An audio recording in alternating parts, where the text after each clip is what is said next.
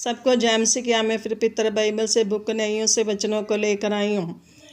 शिमशोन की मृत्यु।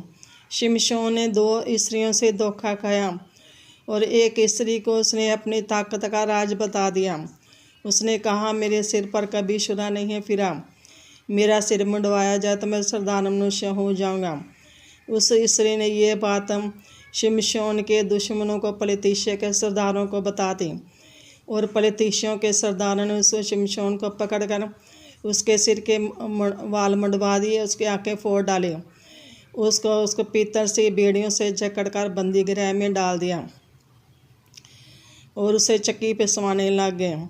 उसके सिर के बाल मंडवाने के बाद फिर से उगने शुरू हो गए और यहोवा का आत्मा शिमशोन से चला गया। तब पलितिशियों के सरदारों ने द्रोब नाम देवता के लिए बलिदान चढ़ाया और आनंद करने के लिए इकट्ठे हुए और कहने लगे, हमारे देवता ने हमारे शत्रुओं को हमारे हाथ में कर दिया। जब वे आनंद कर रहे थे, मगन हो रहे थे, तब पलितिशियों के सरदारों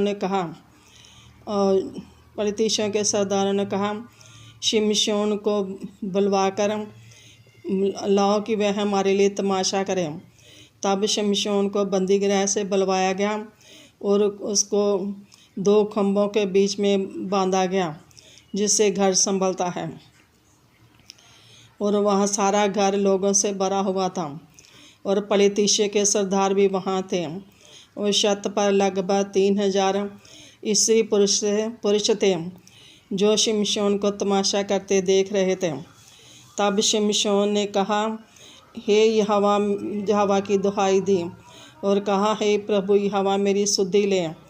हे परमेश्वर, अब की बार मुझे बल दे कि मैं पलितिशियों से अपनी दोनों आँखों का पलटा ले सकूं।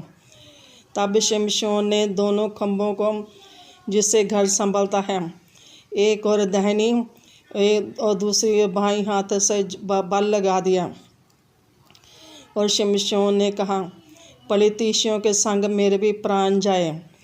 तब वह सारा घर उस पलितिशियों से और उन लोगों के ऊपर गिर पड़ा।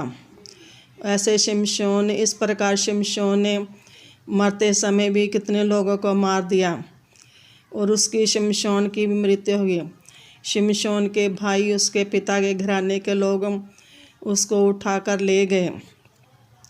उसे सोरा और अश्ताओल की मदियों के बीच उसके पिता मनोह की कब्र में मिट्टी दी गई। शिमशोन ने 20 वर्ष तक इस्राएलियों का न्याय किया और शिमशोन में इतनी ताकत थी कि